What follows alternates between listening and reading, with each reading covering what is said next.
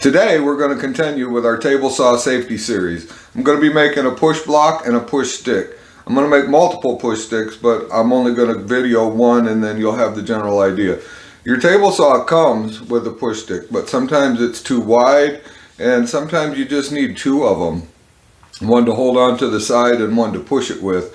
So we're going to get these made and we're going to start right now. Hi everybody, I'm Jim Dirdorf and this is Detroit DIY. For my push block handle, I'm going to use a piece of scrap 1x material and I'm going to cut 8 inches off of this and then kind of just sketch out my handle and cut it out with the jigsaw. I have my 8-inch piece right here and I'm just going to measure in 1.5 inches off of each end, and that will be the thickness of the base that I'm going to screw to the push block, and that'll leave me 5 inches for the actual opening in the handle, which is plenty for anyone's hand. My hands are pretty big and that's plenty to get in there. So we're going to go ahead and scribe us a line all the way across.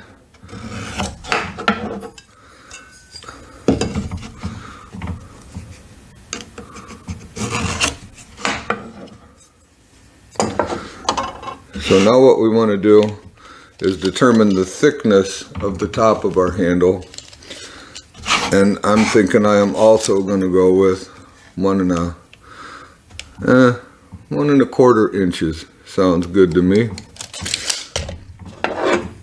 Looks thick enough to get a good grip on.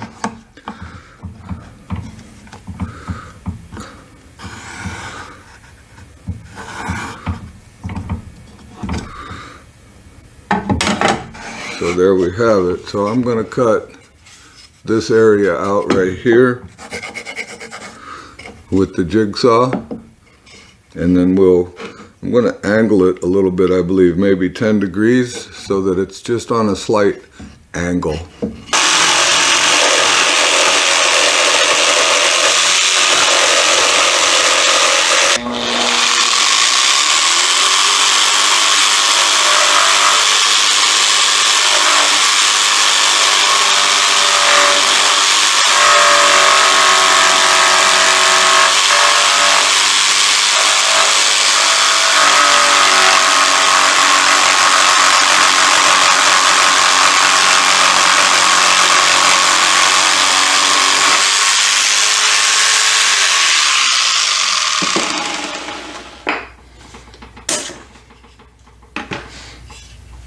Now we have the rough cutout of our handle. It feels pretty good in my hand. I think 1.25 inches was a good size. Now I'm just going to go ahead and take a little sandpaper and clean this thing up a little bit, round out these edges just slightly so they're not so sharp on the hand, and then we will start making the angle on here and get this thing, because I don't like them like this when I'm in the table saw. I kind of like it a little bit on an angle. It makes my wrist more relaxed and it makes it feel better pushing it through, or like you have better control. Got the edges knocked down. Now we're going to determine the angle. I have my handle sitting in the saw and I have this reference line right here as to approximately this outside cut of the blade. So in looking at this, if I cut it at the 14 degrees that I kind of felt like was best, my handle would be really short on this end and I don't want it that short. So I'm going to give up a little bit and I am going to go more about in this neighborhood right here. So I'm going to set my miter gauge to that angle and then we will get this cut. So we are at 5 degrees. I'm going to cut that and see how it feels in my hand.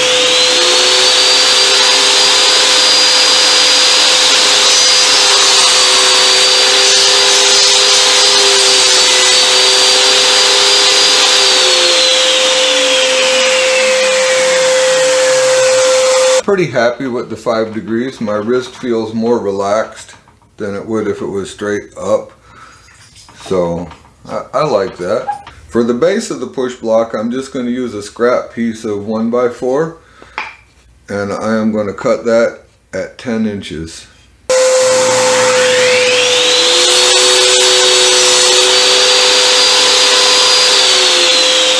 I've I've got this cut to 10 inches. Now I'm just going to center my handle up on here, kind of eyeball it, no big deal. It doesn't matter if it's perfect.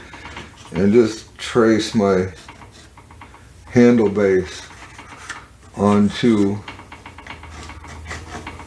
the push block base.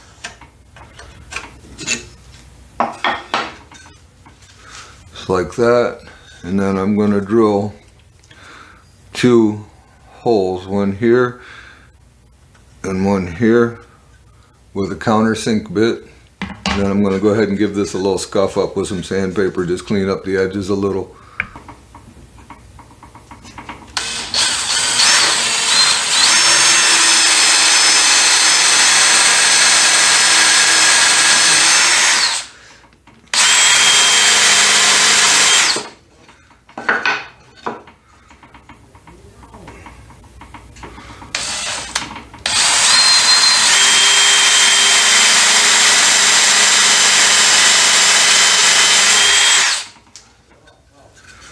Now that I've got the countersunk holes drilled, I'm just going to take my combination square and draw me a reference line on the back side from the center of the hole where it comes out on both ends, just so I can get my handle lined up and get the screws in it where I want it.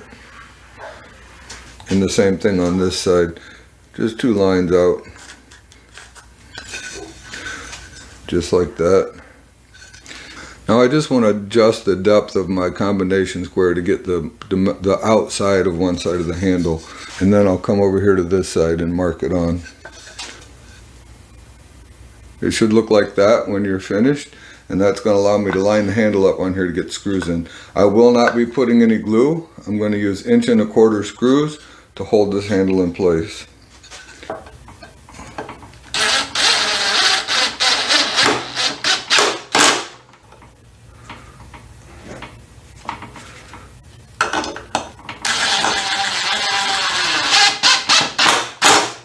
With the handle screwed on, you want to make sure that your countersinks were deep enough that your screws aren't protruding from the bottom. You don't want anything catching up on the top of the table saw. What I have here is a small piece of lattice. It's left over, and I'm going to glue that to the back side of this, just so that there's a little bit of an edge for the wood to catch on when you're pushing it through. A little bit of wood glue.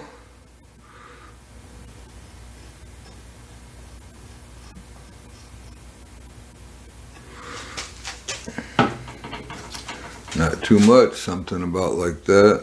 And I'm just going to set it on here.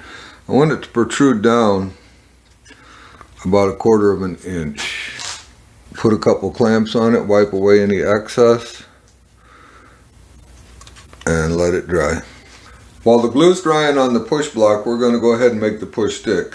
Now this is the push stick that came with my saw, and I'm perfectly happy with the angle and how it feels in my wrist pushing things through. So I'm just going to replicate this, and using my Starrett miter protractor, this is a 70-degree angle. So I'm just going to use that angle and trace it on. And I'm going to be using a what started life as a 1x6, but it's been ripped down.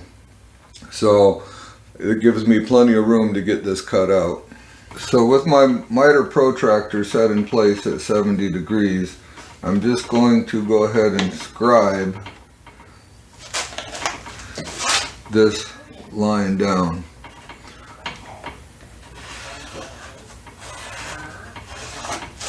Then I'm just going to take a straight edge and finish the line to the end of the board.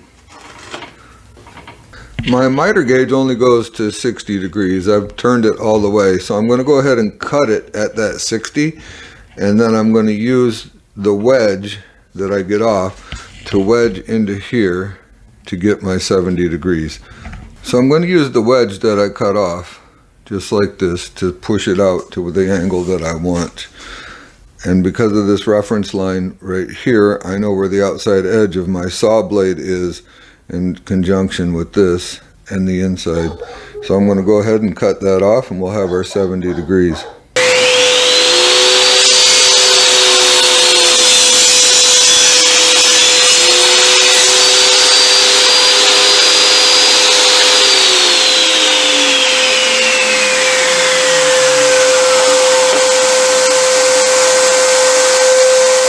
So now that I've replicated the angle of the push stick that came with my saw with the 70-degree cutoff, I'm going to go ahead and just kind of make the handle the same thickness as this. It's going to be, I believe, it's 1.5 inches. So I'm going to go ahead and replicate that. The entire thing is approximately 1.5 inches. So we're just going to go 1.5 inches wide. I'm going to replicate the length of the handle and the stick itself. I have my combination square set at 1.5 inches. So I'm just going to go ahead and scribe that on. I'm going to go ahead and scribe that on and then just connect the lines.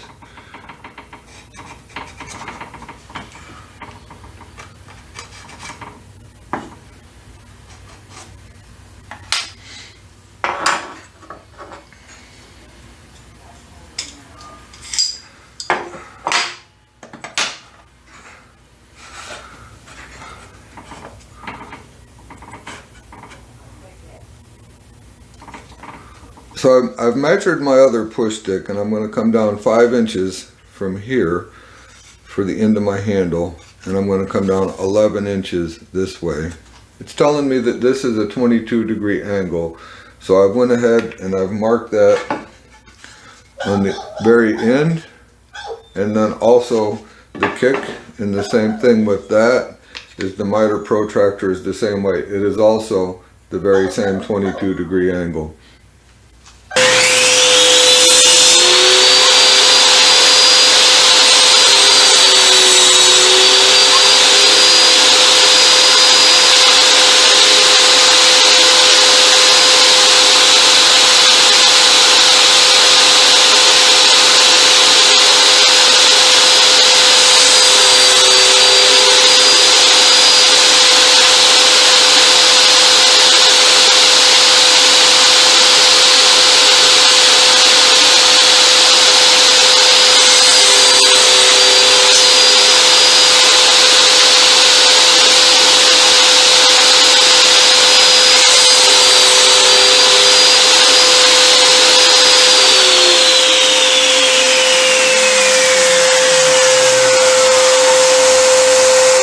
To minimize what I have to cut with the jigsaw, I'm just going to go ahead and fence it and cut it down, you know, to here or so, so that I don't have to worry about my back cut.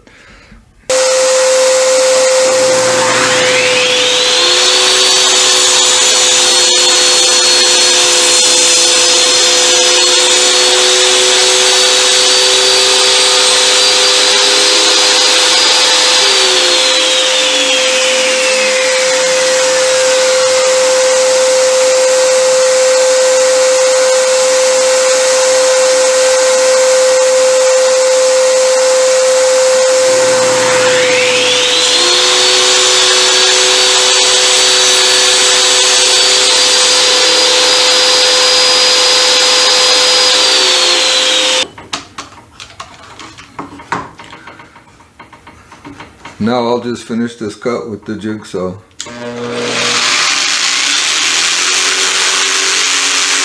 Now what I need to do is just go ahead and cut this out for a block, and I'll do that with the jigsaw.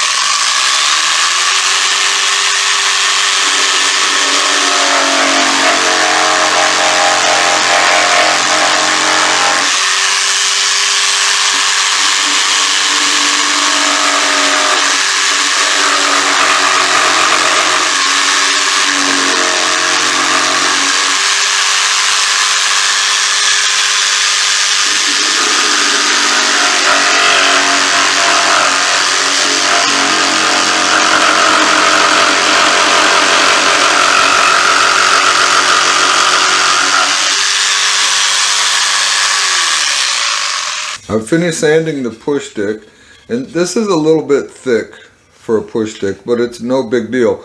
It's out of wood, so as I cut, if I trim a little bit off of it, then I trim a little bit off. It's just no problem.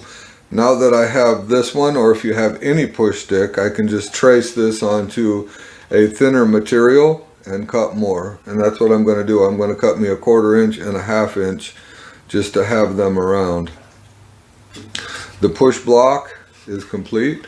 The tab is glued on. The very last thing that I want to do is just give me a reminder, a reference as to where these screws are.